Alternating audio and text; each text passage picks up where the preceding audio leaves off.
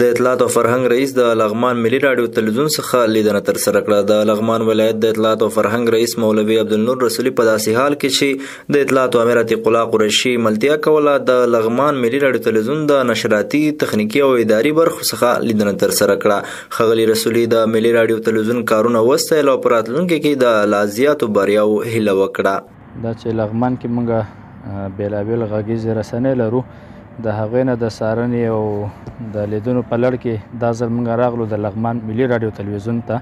الحمدلله لغمان ملي راډیو تلویزیون زموږ ښه فعاله ده، شپې ورځې ملګري پکې زیار باسي او کار کوي. نو د دوی کارونه موږ ستایو چې څومره ملګري پکې دي ښه فعاله دي.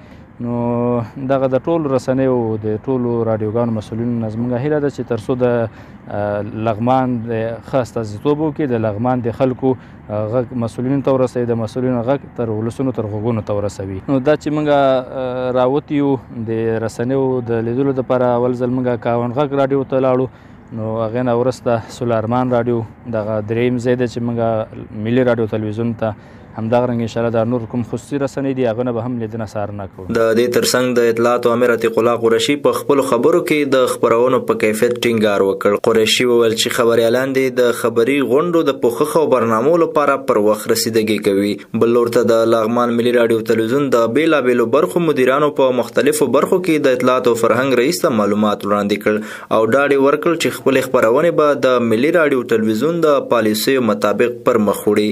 د یادونې ده چې د اطلاعات او فرهنګ رئیس له دې وړاندې د کاون غږ او سولارمان راډیوګانو څخه هم لیدنه ترسره کړې ده.